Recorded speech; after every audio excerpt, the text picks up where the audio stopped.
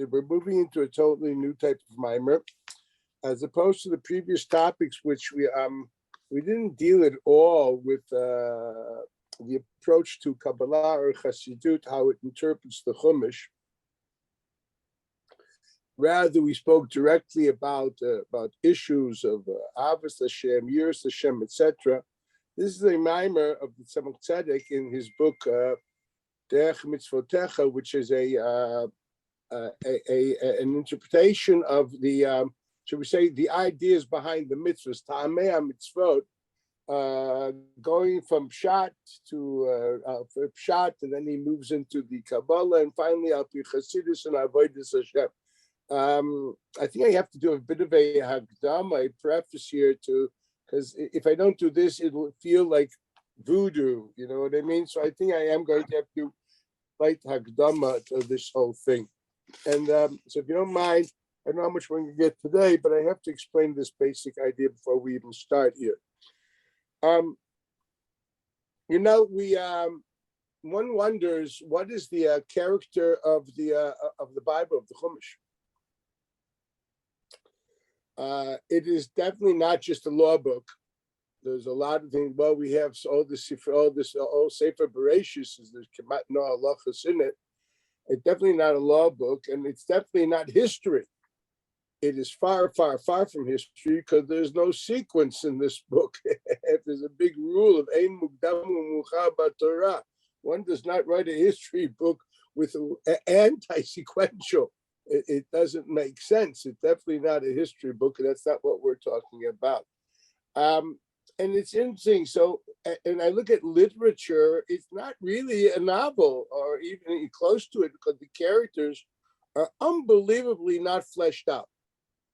If you would take an example of even what you're reading now in Chumash, actually Yaakov Avinu, at least we have a lot talking about him. What do you really know about Avraham just reading the Chumash? Nothing. Terach had Avraham. They were on the way to leave Ur Kasdim. Somehow they stopped. All of a sudden, this Mr. Abram gets a message: "Go, follow me. Wherever it be." And the host starts. So we don't know who he is. We know nothing about him. If you walk away from Midrash and other things, you try to read the book as a book, and nothing there. What do you really know? If you just read the book. If you just read the book, you would say that this was a very dysfunctional marriage between Abraham and Sarah. How many conversations are recorded there exactly? Well, one, when she gives him Yishmael, she gives him Hagar, and then she tells him, get rid of her and him. Okay, that's what we have. Very interesting, kind of a bossy lady, to say the least. And then finally, only one time in his whole marriage does he even compliment her. There's no way that's normal. It can't be that the only time he compliments her is in Parshas Lech Lecha. God help us. Some of us are married people. The idea, there's no way you can live that way. A compliment is part of the natural interaction between in the spousal relationship. What is this? It's very clear that this is not history, not describing history. Like, no one's going to start telling me, I'm going to analyze the marital relationship between Rivka and Yitzchak based on one episode in life. God, anybody here married? If we would analyze your total marital life by one episode in life, we would all come out looking pretty lousy. Okay, we take the broad picture. We don't have the broad picture. We have nothing. What do we know about the relationship between Rivka and Yitzchak? Well, she fell off the camel when she saw him. He was awesome. Okay, looked like Clark Gable for all I know. And then what happens next? He takes her to the tent. He loves her. Guess she was very adorable. Next thing I know, she was barren, and they prayed. She was curious about her pregnancy. She went to see the local prophet, because the local prophet was also the local lost and found. If you lost your donkey, you went to Shmuel HaNavi. So he was the man, like the Wunderrabbiner, which would give you the advice. She went there, and he tells her this prophecy, which is interesting. Next thing I know, years later, we're already holding 80 years later, 87 years later, actually, she decides to manipulate her husband and get the get the brachas for her beloved son, and not allowing her husband to realize what he wants. Obviously, he wasn't angry. We don't see him at all reacting in any negative way about this. One wonders, it because she was always doing it, so he was used to it? Is that the idea? He didn't expect more? Are we going to start analyzing? I've seen quite a bit of literature of describing the dysfunctional relationship between Rivka and her husband, and it's pathetic. It's pathetic because there's no way that the marriage is being presented here. You're presenting a certain episode. Now, the question is, what is the idea of presenting an episode, not in a fleshed out character, not in the context? This is not a work of literature. A work of literature, this isn't a failure if it's a work of literature because the character is not fleshed, there's no context, there's no background, there's nothing. So if it isn't history, it isn't a law book, definitely not a philosophy book, it's definitely not literature. How would you describe what genre, what is it? And the closest I would put it would be, this is like O. Henry, like Yidam Epison. This is short stories. What the holy author did is he took snippets of history, little excerpts, little mini episodes, in order to tell you things. That's what he did. Now, in the short story, the characters are definitely not fleshed out. You don't really get total background. There's nothing there. It's a short story, like read O. Henry, and you see what I mean. The characters are there as a vehicle to give you a message and an idea. And that's what the characters are there for. It's not the character. The characters are a means towards an end. They're there to let you know, to illustrate, to press a point, get an idea across. When I look at the Chumash, I look at that would at least put it into a genre which I can relate to or I can identify. Yes, this is a collection of historically based short stories, which each one of them is there for a purpose that the author wanted you to get something out of it. And he uses this story for a purpose, for you to focus on that story. Now, what does he want? This seems to be the if I would look at Sefer Bereshis as the Bechlal, as the general reality, that's what this book is. It is the author telling you his meanings and his purpose and his values, and he's teaching you multiple things. And your challenge is to see each one of these separate stories, not in the broad picture, because it's a short story, Brooke, man. It's in the episode which you must look at in its isolated form and say, okay, what does this mean? As we will never ask, I will never ask, who was Avraham Avinu? I have no clue of the historical Avraham Avinu. I have no clue. Who was the historical Yitzchak? I have no clue. Who is the literary character which happened to be a historical person? But I only know him as a literary character. I know him that the celestial author took this historical person and used him as a medium of giving me ideas, feelings, values, whatever it only be. So he used the historical character and used him as a literary character. All these things happen, but he doesn't give you the historical context, so it's totally irrelevant. He's being used as a literary character. The only thing you know about Avram, Yitzchak, Yaakov, and anything else is a literary character. I'll give you an example how Chazal definitely saw it that way. For example, they will decide, Vayakam el Chadash al Mitzrayim asher lo yada et Yosef. Okay, that's a historical question, isn't it? Now, it's a machloket of Rav and Shmuel. Were they historians? Did they use historical tools to discern what this means? No.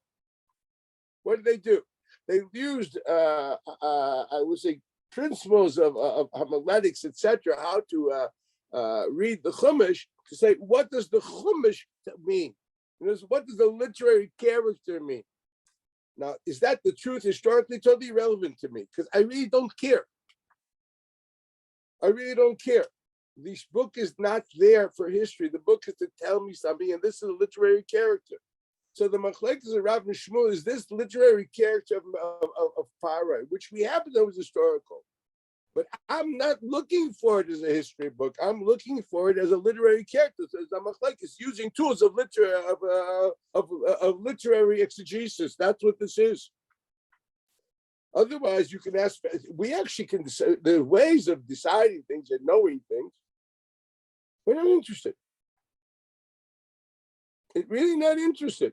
I mean, I'm interested. I personally am interested because I love history. But you ask me, is that the purpose that God gave this book? The answer is a flat no. Why is it important to know these different dates and to know how old Yaakov was, etc.? That also is part of the literary character, which somehow is going to have to teach you something. It's not that we have this just at the end of the parsha that Esav married Yehudis, the daughter of Ishmael. This Rashi has this whole line proving how old they were and so on and so forth. Maza Mishaneh. If this really isn't a history book, all of a sudden you want to tell me the age and how many years passed? The answer is yes. That is important for the literary character. It is important for the purpose of the author to present the literary character with this piece of information. Yes, that's true. But what you're looking for, a very important thing that none of us ever dream of trying. I'm talking not at the level because holy people and then we don't have right to talk about them. I'm walk away from that. I'm talking simply at the level of intelligence. Let go without the Das Torah riffraff. Basically, it's a very simple thing. It's not a history book. It's not literature. So goodness sakes, you have no picture. You can't develop a picture from snippets. Well, there used to be a genre, I know if it still exists, of historical novels. Famous author Michener used to write historical novels. Some of them are there was a book that came out like 10, 12 years, it was 1776. Okay, they created history in a novel fashion. Very nice, but this is not even that. This is the snippets of history used in short story form. Author is, oh God, okay? This is the author, okay? This is what this is.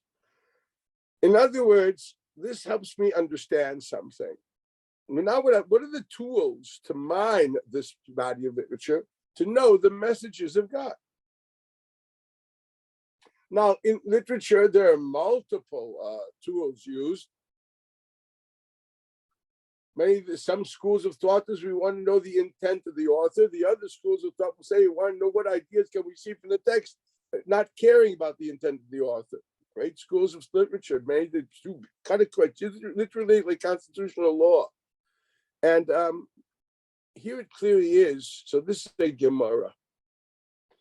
Gemara says in Shabbos, I sent it to you just like 10 minutes ago. If you look into the WhatsApp group, you have these different sources which were sent, and there it said, the Gemara says in Shabbos stuff Kufay. Gemara says in Shabbos stuff Kufay. Amar Reb Yochanan said, Mishum Reb Yosef ben Zimra, Minayin Lashon L'Trikim in Atayra. How do we know acronyms, and how do we know there's such a concept of looking at the Torah through acronyms, looking at a word and seeing each letter symbolizes another word, and that word has a total independent idea. So he gives an example. And if you go down to the second white outline, Rabbi Yochanan Didei Amar, Rabbi Yochanan said self, I will tell you what. It says Anochi. Anochi means what? Anochi Hashem Elokecha. I. Okay, I means when I say Anochi, me, myself, who I really am. Okay, me, my essential self, my I. You look into the mirror, you say, my I. Who do you mean? You don't mean your mode of behavior. You don't mean your medical profile. You probably don't even mean your psychological profile, because that depends on the weather and your wife's mood. So what is it? So what is it? There's a certain essential. You as a Jew, Orthodox Jew, will call it the neshama. Okay, that will call that your essential self. So God also says, my essential self, my me. It is me, my essential self. Anochi. My essential self is Yud Kei Vav Kei, which means I am a primary existent, which all depends on my whim and will. Elokacha, and I am your Lord. So God is saying, look, my essential self, is what is expressed in the of being the reason of creation, and that essential self, which is expressed in being the reason of creation, is your Lord to day-to-day life, your governor. In others, it's like saying, when you get married, many people only get married to the psychological profile or the physical profile. And when that changes, they got themselves a problem. And they go through a midlife crisis, and either they buy a Hummer or they do other things. But if you connect at the level of essential identity, the physical self will change. The psychological profile does develop and change. And many things happen in life. But if there's a connection of the essential self, well, that sticks. And that's what's there. So we say, Anaichi, my essential self, the I of me, is the one who is your creator. And that I, which is the creator, is your governor. That's what Anaichi means. So the word, that's the pshat. Now, the Natrikin, what does the word Anochi mean? So the Gemara says, you know what it means? Anochi Nutrikin. Ana, Aleph is Ana, I. Nafshi means, well, it could be myself. I, myself. Chaf is kativt. I wrote this. Ya'avit, and I gave this. I myself wrote this and gave this. Now, what does it mean there? Now, what does the word nafshi mean? Well, if you know rabbinic literature and the usage of Hebrew, nefesh could be myself, could be, as I said, for my essence. It could be my will. Nefesh v'nafshe v'nefesh yedidai, my will. My ratzon. You find that multiple places in the Mikra. So it could mean I wrote my ratzon in a book and gave it to you.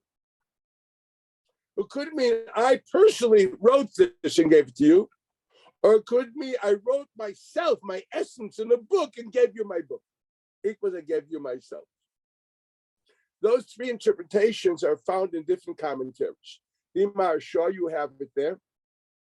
It's also a Maharal in a book called Tiferes Yisrael, Perek Lamed Zayin, where the Maharsha explicitly says it means to say that God actually not just authored the book, he wrote it and he gave it. He brings the pasuk. God wrote the book. This is a bit problematic because the Gemara says in a few places that God dictated and Moshe wrote the Sefer Torah. But this is what the Maharsha understands in the Gemara. There are other Mefarshim which understand, no, I wrote my will and gave my will to you. Nefesh means Ratzon. Chasidus explains that no, I wrote myself and gave myself to you. Now, what does that mean? I wrote myself and I gave myself to you. And here's something, this goes back to the question of how you read a book.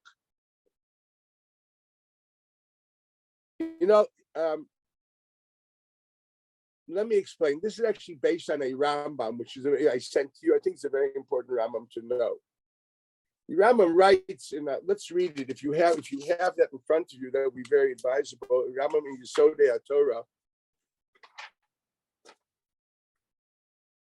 In Yesodei HaTorah, let me just find it for a moment. Here it is. In Perek Bet Halacha Yud. Rama writes, HaKadosh Baruch Hu Makia Mito, he recognizes and knows his absoluteness. He knows what he is. What do you say?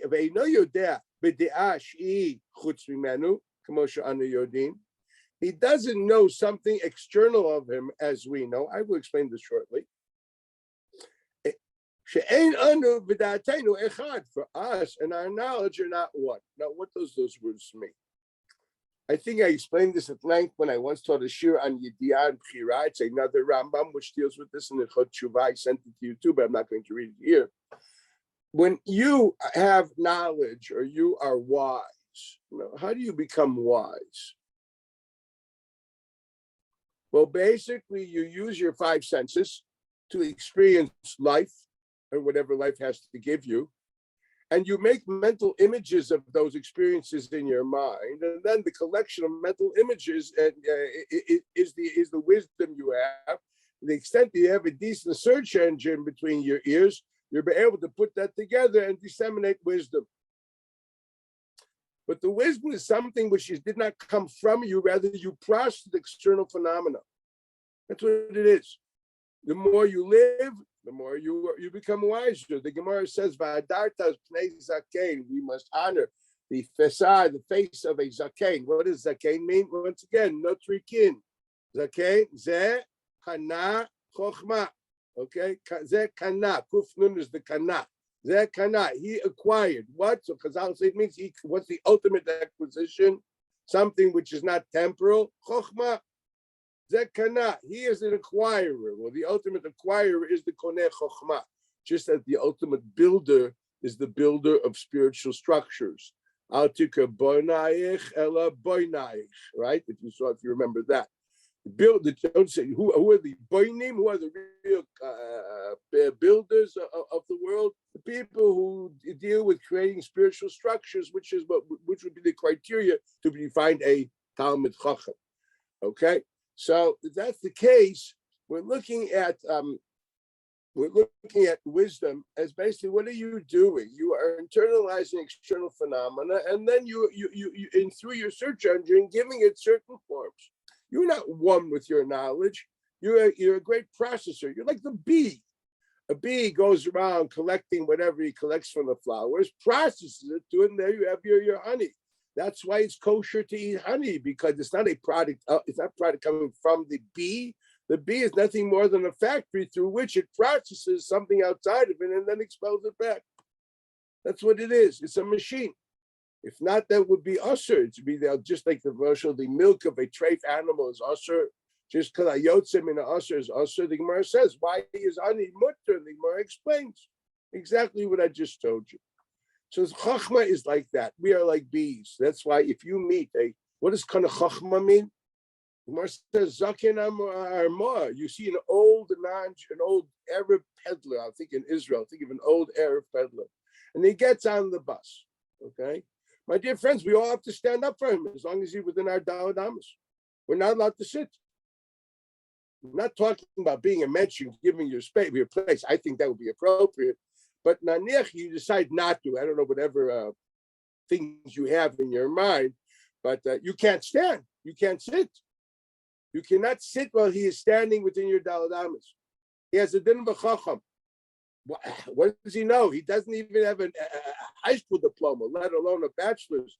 He definitely doesn't know Shas and Paiskim. Yet, why is he called a Zek Kana, the ultimate kind of Chachma? So the Gemara says, you know, it was kind of Kama Harpatke'e the Adi Alai. He had a lot of adventures in life. Equals a lot of experience of life, so he has a lot of wisdom, because wisdom is the accumulation of your adventures in life. There you have it. So you must respect the idea of people processing experience. And that is a chachma which Torah Kedusha respects and expects us to respect. It's a very important thing to know. I always tell it to my students, remember, you're in Israel, and somehow there's, I want to talk about different racial tensions in other countries. Whatever, yes, an elderly gentleman, okay? He's 60 years old, okay? He's an elderly gentleman. You're not allowed to sit while he's standing, period. That's often a halacha. I don't know why people, I go on buses and I see people, elderly people, and these little kids, they're sitting. What are you sitting for? Okay, you don't want to give them the chair. Don't give them the chair. That's your problem. You don't want to be goyim chesed. That's your issue. Okay, but al pidin, he's also to sit. Pasha also to sit. He's mevatel a mitzvah saseh. Upnei seva takum. Sometimes people don't realize that what they have to do al chait. You must respect life experience, and that's called chachma. Okay, one has to remember that. It's a very big key in life. Ultimately, so we see. So what did he do? Chachma is internalizing external experience. What about the wisdom of God? Obviously, God had wisdom prior that he created any duality. So there was nothing outside of himself. What wisened him up? When I say God knows or God has wisdom, where did it come from? Did he also internalize external phenomenon? There was no external phenomenon to be had. And he is not a multidimensional reality. He is in pure oneness. He is infinite. Infinity cannot even have levels. So obviously he couldn't even figure himself out because there was one thing. It was total oneness. So where did he get? What did God of infinity become God of Chachma? Maimonides says you're right. The Chachma of God is not something which God processed, but it's an expression of his infinite self. Infinity expressed itself in a form called wisdom. The Chachma of HaKadosh Baruch Hu is God in a form. That's what it is. It is not something which God internalized and then processed, and he is nothing more than the editor, producer. No, it's him. He expresses his essential self,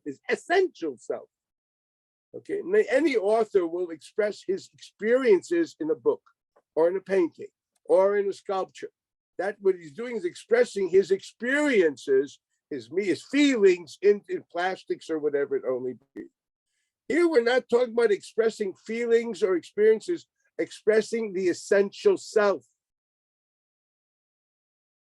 And that's the Chachma of HaKadosh Baruch Hu. That's what Maimonides explains when he says God does not know because he doesn't know like we know. His knowledge is not something which comes outside of him, equals the internalized external phenomenon. As we know, that's what we do. We take in, we internalize davar shechutz mimenu. No, God knows how. We're not one with our das. The information, the thoughts we have are not us. We are only the processors of that phenomena, of that experience. But the Creator, he and his wisdom and his is one. The wisdom is nothing more than an expression of the sense of the essential who. We call tzad whatever angle you want to talk about it. When you look at the wisdom of God, you look at an expression of the infinite self, period. Any wisdom of God is an expression of the self. The core wisdom of God, which is an expression of the self, is what he wrote in this collection of laws and snippets of historical short stories. He literally put himself in the book. He literally expressed himself in the finite forms of laws and stories. And he says, here I am. Do you want to somehow have some cleave to me?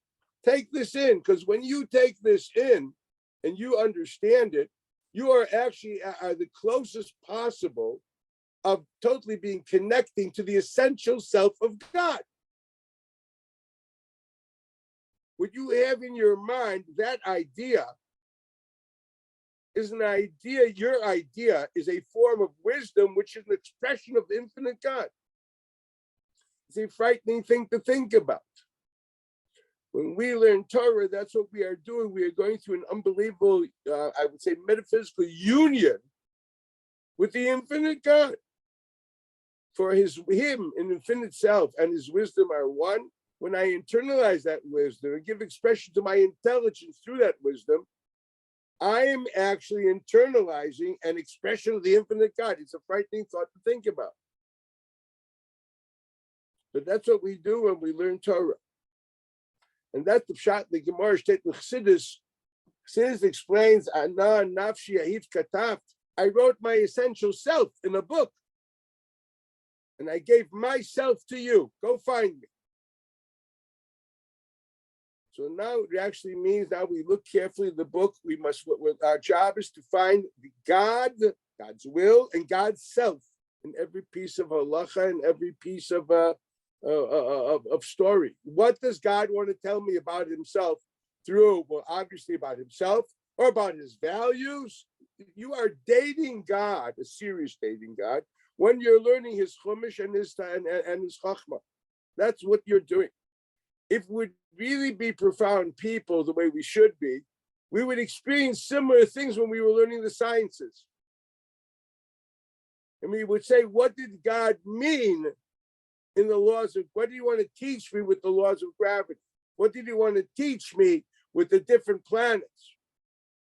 Yes, very similar to the ancient generations, as Rambam writes in the Chot Avodah Zarah in the first chapter, that the ancients, when they saw the planets or the stars higher than them, they came to a conclusion, this is a message from God teaching me that these bodies are more important than us and we must thus respect them. Now, we don't think that way because we don't even think of science as an expression of God, for goodness sakes. They saw it as a directive expression of God. Very frightening. No, I feel pretty smug with myself when I go next to Victoria Falls. I was, oh, my Rabu Masecha Hashem. Okay, but the fact of the matter, the ancients would say, what's he telling you now, Mendel? That I don't go to. Actually quite frightening to do it. You know what I mean? But that is the question on the table. That's what the ancients did. The Dairashal Enosh. Read Rambam in the first chapter of Avodah Zarah. That is what the ancients did. They literally saw nature as an act of God. I heard from my Rebbe, Zechayin Levracher of Breidut, the Ramban says in this past week's Parsha that Rivka did not tell Yitzchak, listen, there was a nevuah I got from Beis Midrash Shel Ever that Rav Yavod Sa'ir, that the elder son would be subservient to the younger son, therefore he should be getting the brachot. And so he says, why did she tell him? Because she knew him, and she knew that he had natural love for Esav, and thus would have said, well, if this was a prophecy that you heard, and that's what God wants, let him do it on his own. I will not get involved. I love my son. And that's what the Ramban writes. God wants to do it, let him do it his way, not through me. That's what the Ramban writes. It's a frightening Ramban. What do you mean? Your feelings against the will of God? And he explained very, very, with a broad stroke, which is really beautiful. I remember the whole thing, that for Yitzchak, natural feelings are like the planets for the ancients. That is a message from God. I have no feelings which are not given from God. He was a pure person. He had nothing else except for avoided Hashem in his mind. If he has a natural feeling, it means God put that for me to say that by Pechor as we should be. So he had a kasha. You have a nevuah that says it's Yaakov. I have a feeling, which for me is also a message from God, which says it's Esav. So Sheva al Tasa, I won't do anything. Let God decide what to do. Ad Kidei Kach, they looked at natural phenomenon through literally as messages from God. Yeah. Ana nafshi kataf yahiv. I wrote myself in a book, I gave myself to you. Here, I wish we would see that in science. We don't. I wish we were like Yitzchak Avinu. We're not. But in Torah, that is what it is. Every halacha, the Ramban says twice in Chumash, it's not enough to know the halacha. You must try to find the music behind the halacha. What message, what philosophy, what moral, what ethic is God teaching you with this halacha? This is a Rabban in Parshas B'Shalach on the pasuk V'Hazanto Limits Vaisav. He quotes Ibn Ezra. It doesn't mean listen to the laws, but listen to the system behind the laws. That's what he writes. Yes, we are commanded to look for the author in the book, the painting, the painter in the painting, the sculptor in the sculpture, the composer in the music. That's what we're commanded to do. So this is what it means that Gemara and Shabbos. Now that you understand that, so if that's the case, obviously God's wisdom is infinite, and is not defined by any one truth, because there's infinite truths there. So there's no reason to think that I should read the Chumash through Pshat more than I read it through Remez, or more through Drash, or more through Sot. They're simply equal tools of how to mine this text to find meaning and purpose. I'm not looking at Avraham, Yitzchak, and Yaakov or as literary, as historical characters. I'm looking at them as literary characters. I must mine that piece of literature to know what does God want to teach me. So I can look and say Abraham it represents an idea, Yitzchak is an idea, etc. Divorced from the fact that they were historical characters. There is also a dimension of knowing things from Pshat. Simple reading, looking at the historical character, giving in the context of a short story, what did this mean at the simple level? But then there's also Remes and also Drush and also Sod. And there's no reason to see one more direct or true or obvious than the other. The only reason we call it obvious because we're simply not multidisciplined. If you would be multidisciplined, then you would see them all at equal plane. The halacha comes from the drash and from the pshat. Halacha does not come from remez. Halacha does not come from sod. But halacha comes from drash. Anybody who learns Gemara knows medrash halacha. That's drash. Yud Gimel Midas Shater and the dreshes them. That's drash. Okay, not pshat. Sometimes it's very far from pshat. Okay, that's drash. As the Gra writes in Eder Selio, that the drash has nothing to do with pshat. He very much goes out against the Ksava, Kabul, and the Malbim, which tried to make drash as if it was pshat. He literally lashes out against it. Not going there at the moment. This is a topic for itself. It's another dimension, another tool of mining the will of God. So those are two tools, pshat and drash, which can be mined for normative halacha. The tools of Said and Remez are only there for morals, ethics, or knowledge and understanding of God and what He wants. Pshat and Drash are two. You look at the Medrash, look at the Midrashay Agada. Okay, more so, look at the halacha, the pshat of halacha according to the Ramban. There too, you must look for values. It is not enough to know halacha, you must know what the meaning and the values behind halacha are. Rambam said, he quotes the Gemara, that Lechorva Yerushalayim, Jerusalem was destroyed, what did it say that? Shedanu din Torah, v'lo lifnim mishur sadin. Because they're only into the rigid law and not to the values behind it, therefore they didn't look for compromise and other issues. They didn't see the spirit of the law, only the letter of the law. That's why Jerusalem was destroyed. It doesn't mean it's a punishment, and that's why society was corrupted. Society without a moral compass and only just laws will be a corrupted society. You need a certain moral compass to know when there's a black flag up there, how to act. We can go through history and look at it ourselves. Without a healthy moral compass, legal societies can end up being, I hate to say what, recent history, goodness sake, look at Europe in 1940s. Let's understand, okay? Laws do not mean morals and ethics, and you need a moral compass to be able to look at a law. Thus, that's the lashon. And they didn't do lifnim mishur sadin. The Ramban said they didn't listen to the music behind the lashon. So yes, the Gemara in Shabbos is understood in a simple way. God wrote Himself and gave it to you. Therefore, in light of this, when people try, you see sometimes in Sifrei Kabbalah Chasidus, they explain certain mitzvos at the level of Kabbalah, explain symbolisms of ideas. Don't say, okay, that's the riffraff. Okay, that's the cream on the cake. That's not real. That is as real as the Sifrei Shulchan Aruch. That's all. There is no difference to any person who understands what Torah is between the idea of learning Torah al pi pshat, al pi remez, al pi sod, al pi drash. Ad kedei kach. The Gra writes, this is found in the Hagdama of a book called Pa'at HaShulchan. We just finished Shmita. The big book on Hilchot HaTleot Ba'aretz was from the big Talmud of the Gra called Reb Yisrael of Shklov.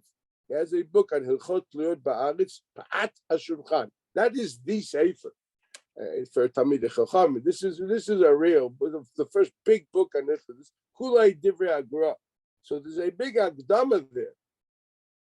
And in the Akdami, he quotes the Gra saying, if you don't know all four dimensions, the odds are you're making a mistake in the pshat. Because you have to chap that the pshat flows into the drash, and from drash into the side, and from the side into the remez into the side. And if they're not synchronized, that means something's wrong. You're not saying the right shot. If you don't understand all dimensions of Torah, then you don't really know that what you're saying is true. There's a famous commentary on Tosefta called Chasidut David. It's a commentary by David Fardo, big, tremendous Talmud Chacham. You look in the Shas Vilna in the back on Tosefta's Chasidut David. That's excerpts of the book. Chasidut David on Tyrus was printed by Rabbi Dr. Lieberman in the last few years before he passed away. It's a very big sefer.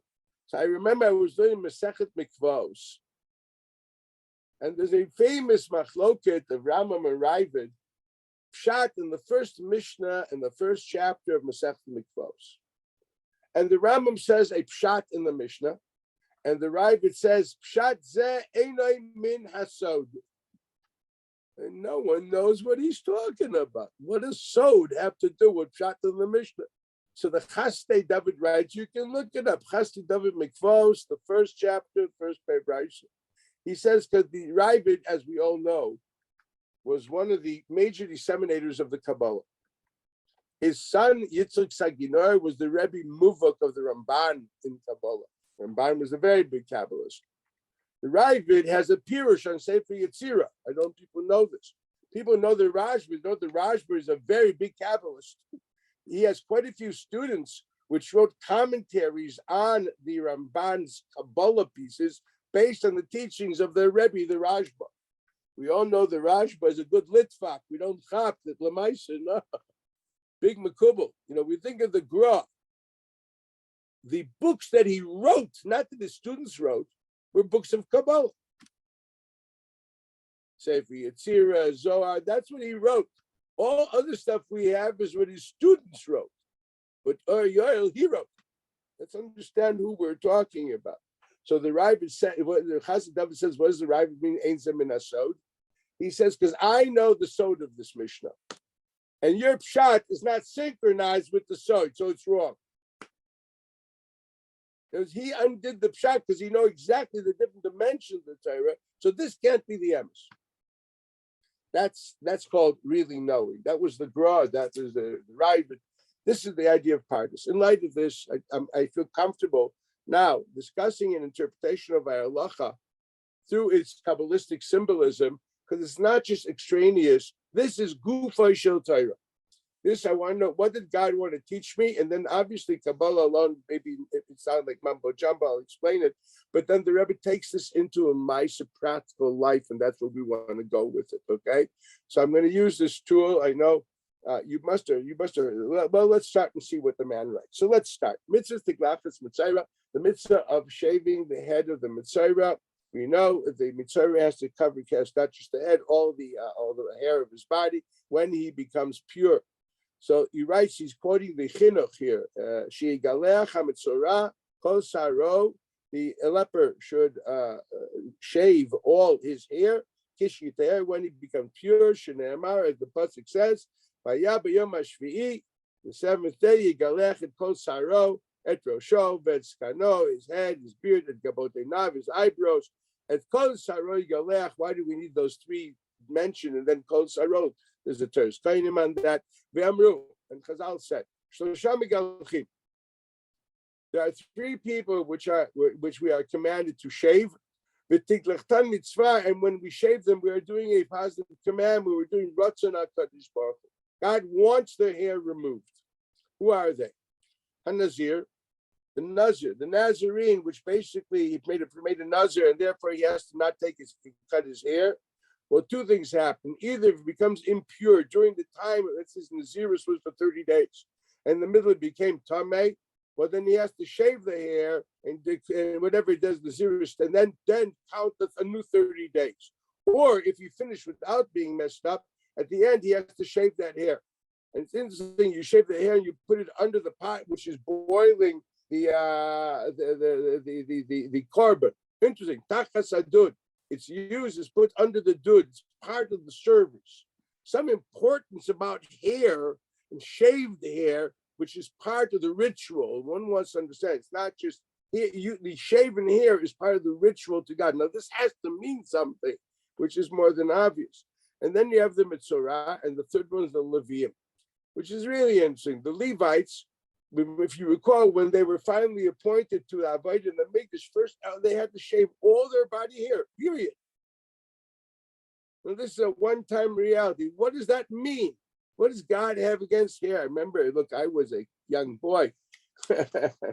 Some people will remember, I don't know if you remember, on Broadway, there was a thing called Hair, Age of Aquarius. Okay, Renan's smiling. You're right, yeah. We used to sing that the whole time. That went together with our bell bottoms. Okay, the Age of Aquarius. It was all about, well, whatever it was about. It was a glorification of the body in a certain way. Okay, we won't. I don't think that I'm not going to do that here. Okay, it was really very interesting. I mean, not exactly for a nice, good yeshiva boy to go to, but the music was great. Anyway, the story is also an interesting story. What is this? What does God have against hair that He wants you to do this? And we have the Mitzayra, we have the Nazir, and the Levium. Let's talk about another person who has to have her hair shaven. The Yifas Torah, the captive, beautiful girl. Also, again, cut the hair. Now, it's interesting to notice the Nazir and the Mitzayra, they're L'Dairash. That's a mitzvah that Rambam counts. Rambam only counts mitzvahs which are L'Doros, which are forever. We just technically can't. We don't have a Migdash. But the halacha of Nazir applies in principle today. The halacha of Mitzayra applies in principle today. Okay? Yifas Torah applies in principle today. If there would be a Muhammad, if we got the Muhammad, I don't think it's customary socially, but yes, that would apply. Okay, the one that doesn't apply is the Levium. Any Levium over here, you guys don't have to get your hair cut off in front of your body. It's a one-time stand. Now, what's the meaning of this? What does God have with hair? And some hair becomes part is just taken off. The one part of hair, the hair of the Nazir, becomes part of the ritual of Tyra. What is hair? You know, the Zayir writes and the Zayir Chodesh writes, an image of God. He says he has white hair like snow. I'm going to quote it later. Even God, so to speak, has hair, metaphorically. And yet he wants us to cut hair. What does it mean? So let's go. Let's roll here. I'm in the fourth line. First, the Rebbe starts usually by talking divrei nigla and halacha. These three are not equal for everything. The shaving of Levim was only temporary in the midbar, in the desert. That's why Rambam does not enumerate that in the 613 mitzvahs, because the 613 which are enumerated are only those which are perpetual. Ugiluach mitzorah benazir, but the shaving of the leper and the nazir the doros, that without problems of technicalities, is a perpetual halacha. He did count the mitzvah of giluach, the shaving of the nazir. Gam kein mitzvah, evu chelik mitzvah sha'yidei shegalech hanazir v'yikom tav b'yom aleit yimein Yisrael. It's also part of the service of how the nazir can finally finish his naziris when he brings the korbanos. Part of the ritual of bringing the korbanos is shaving the hair. Or he says, or if he becomes tameh, as I mentioned before. Shene'amar b'seder naso, as written in Parshas Naso, Yilech HaNazir. Avzeh dafke b'mlo shemein Yisrael. When does the Nazir have to cut his hair? When the period of Naziris is over, or when he becomes polluted, because he became polluted even in the midst of the days of his Naziris. Mitzvah shegalech, the commandment that he should shave his hair, v'yavi korban, and bring a korban va'az. Only at that stage he will be able to start being a Nazir again. Yeshuv b'gadel perek batchila b'kedusha minyan kol yemei hanazir shosar nafsho. In other words, tuma stops. He must not cut the hair, and the hair that he grows must be pure hair. The tuma affects the hair, and therefore the hair must grow in purity. And only after it finished the pure time of the hair, then it's shaven, and it is part of the ritual of the korbanos. I'm going to skip a bit and let's go to line 1, 2, 3, 4, 5, 6, 7, 8, 9, 10, 11, 12, 13th line. In this row, go to the middle line, Lavin Zeh. Now let's try to understand this. One can explain all this. Al Pi Masha Shamanu, as we heard, he means from his grandfather, which heard from the Maggid of Mizrich, which heard from the Baal Shem Tov. Al Pasuk the Gilchat Roshah. And the pasuk describing the shaving of the hair of the Yefat Torah, of the beautiful captive non-Jewish girl. It's Parshas Kisei. Please read it.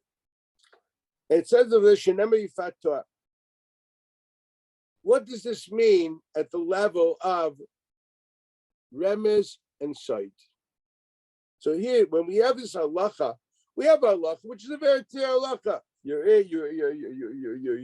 won a battle, you took a beautiful young lady into captivity, whatever it is, you really want her. Now there's a machlekes, are you megayir her there or later, whatever, she goes through a process, and finally you can live with her, so on and so forth.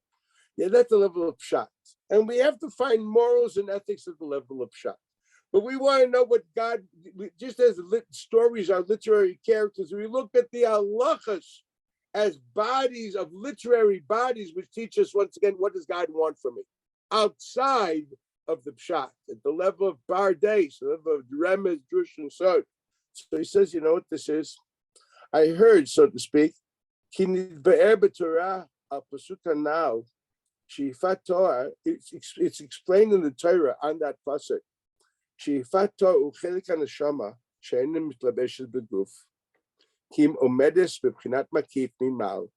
does that mean? So here I have to start explaining. Okay, we'll get there. Reb Chaim Volozhiner asked this question. He says, you say every day in davening, Neshama shenatata bi tehora hi. So that you gave me, it is pure. He says, are you kidding? Did anybody here say slach lanu and it was not needed? Was anybody not stained by sin? I mean, this is a blatant lie. You should say neshama shenatata Torah haita. She was. You gave me a pure soul, but I basically stained it, man. I need a dry cleaner. Okay, this is not a stain-resistant tie. This takes in stains. So if that's the case, what's happening here? How can you say neshama shenatata bi Torah hi? So one has to understand as follows. This is a look it up, please. It's a Medrash Rabbah in Bereshis, Perik Yud Daled. The piece is number tet. It's Yud Daled tet. Okay, Medrash Rabbah, Bereshis Yud Daled tet. It says over there that the soul, so to speak, has 5 names. Nefesh, the Zohar, by the way, in Lech Lecha, that is Chelik Aleph for Zohar. Look at page Gimel Amid Beis, okay, which elaborates on this. If you can have Zohars today in English or with different Tirgumim to enhance this, I think it's worth seeing this a bit. The neshama has 5 names. I don't know if you notice that by your sites, many people in Shul light by the Amid 2 candles. In Chabad, they light 5. What's happening here? Now, this is not just to see customs. Ner Hashem Nishmat Adam, the soul, the candle in the house of the Ovel, represents the presence of the neshama. Why? We will talk some other time. But that's, we all know, there's a certain idea of having a candle in the house of the season, the base of Ovel, during the whole time. The Shiva people are makbid on it, even for all 12 months. You should know there is such a reality, such customs too. Now, the neshama has 5 names. What are they? Nefesh, Ruach, Neshama, Chaya, Yechida. Let me translate what they are. Nefesh means that's the aspect of the soul, which is the source of your being alive. That which expresses itself as you as living organic matter. That's nefesh. That aspect of the soul is totally expressed to you as a living being. When you die, your nefesh is no more expressed in the body, and then the body disintegrates. Then there's ruach. That would mean the emotional, moving part of self. Whether it's physical mobility or more so emotional mobility, the emotional person. That's another aspect of this neshama, what you call. Look at neshama, soul. I'd rather use the word soul as a broad idea, entity, which has 5 different expressions. 2 of those expressions, you put them together, that's what's called the living person.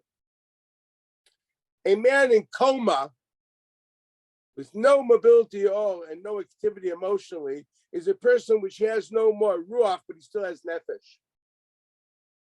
A person which is healthy and functioning, the soul expressed up in his body at the level of nefesh and ruach. When we say that you can't have blood because the blood, the nefesh is found in the blood, right? Nefesh adam, badamu. Just a minute. אריה, אני בשיעור, תצלצל בעוד חצי שעה. עוד 10 דקות, אני לא יכול, באמצע שיעור. 10 דקות. Okay, bye. Okay. What does it mean the soul is in the blood? It means that which makes you, which expresses the fact that you're alive, is that Red River is a constant Mississippi River. This is like the Industrial Revolution, steamboats. It basically sends all the nutrients to the different places for you to the rejuvenation of your cells equals you're alive. Should you stop living, there's no more continuance of the rejuvenation of your cells, you're dead. Equals at that point of time, that river is no more a river of life, it's just a murky body of liquid. That's why killing somebody is called shofech damim. It doesn't mean you're pouring his blood, it means you're making his blood meaningless.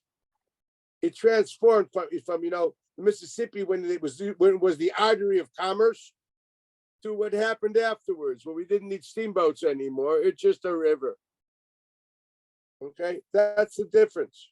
Okay, shofech damim means you made it meaningless. You can choke a person. You're also called shofech damim. You didn't pour any blood. It means you poured out the meaning of the blood. The blood is the stream which is the ultimate expression of life. The nefesh, primary place of expression, is in the fact that the bloodstream is shooting up nutrients to rejuvenate the cells. That's all it is. That's what it means. So we talk about nefesh. Ruach, yes, we are full of ruach, right? We're full of movement. We're full of emotional change, dynamic. We're not monochromatic, not one color. We got a lot of colors happening in our lives. Those are the 2 things which experience life. And that's what it says when you have a sin. The pasuk says, nefashot hachotot. It doesn't say neshamot. It says, nefashot hachotot. Yes, you as a living being has sinned. And that aspect of the soul, which makes you into a living being, experience sin. It's tainted. Your ruach is tainted, but your neshama, that's another level of the soul. It has an instinct now. Without explaining what it is, the soul which influences your body, but is not part of your psychological or your physical being. It's a metaphysical entity which influences what you feel, what you think, but is not expressed in your body or in your mind or in your nervous system. It does not experience sin. It's because of that when you pass on, your nefesh and your ruach have to have a cleaning job. Your chaya, yechida, doesn't need one. That's why at a yortzeit, people light 2 candles by the bima for the nefesh and the ruach. The reason that in Chabad they light 5 for all 5, because all 5 levels are elevated on the day of the yortzeit. So are we talking about the fact that what left the body was the nefesh and the ruach, 2 candles? We're talking about what is being elevated, that's the 5. Now you understand the customs behind that. So we're talking about the idea that there is he's talking about the idea of the soul. The soul, there's the soul as expressed in the body. That's nefesh and ruach. And then what we call neshama. So Reb Chaim Volozhin says that's what you said. The neshama is still pure. Neshama shenasatabi is still pure. It didn't experience sin. The nefesh and the ruach experienced sin. The neshama did not experience sin. Therefore, it's not tainted. Torah, she is still pure. We don't want to tell God that our nefesh and ruach are pure because it's simply not honest. But the nefesh is pure. The neshama is pure. That's what it means. The neshama shenasatabi Torah. Okay, that should be very clear. Yes, but what does it mean? Where's the expression? That's a metaphor for whatever it means. I'm not going there. But what does it mean? Does it mean it's in the body? We all understand. There's no soul. Does not take space. It's not within anything. It's a metaphysical entity which expresses itself in. Okay, that's what it means. That Abba is talking about the essential soul expressed in the body. That's the nefesh and the ruach. And the idea of the neshama being not what he calls makif. Makif means hovers above. I'll give you an example. It's like, there's information which you internalize, you become wise, and your face radiates. Chochmas Adam ta'ir panav. The wisdom of a person, when it's internalized, your face radiates. And there's things that you don't understand, but you connected them externally. It's like a halo above your head. It doesn't radiate in your continents. It doesn't change your continents, but you're connected to this halo above you and it influences you. And this is what he calls the neshama, which is not nefesh and ruach, is like that halo. It enlightens you from above. It influences you, but it's not you. It is something which is above you. So this is what he starts discussing, what Yifas Torah means. That we'll have to leave us for next week, if you don't mind. It will take us like another one shiur to get past this Kabbalah and get into the nitty-gritty of Lamaisa, but I think it's well worth it. Okay, guys, I think I have to stop now. Great seeing you as usual, and see you in 2 weeks. Au revoir. Bye. Thank you, Rabbi. Thank Take you care. so much. Bye. Thank you. Thank you, Rabbi. Thank you very much.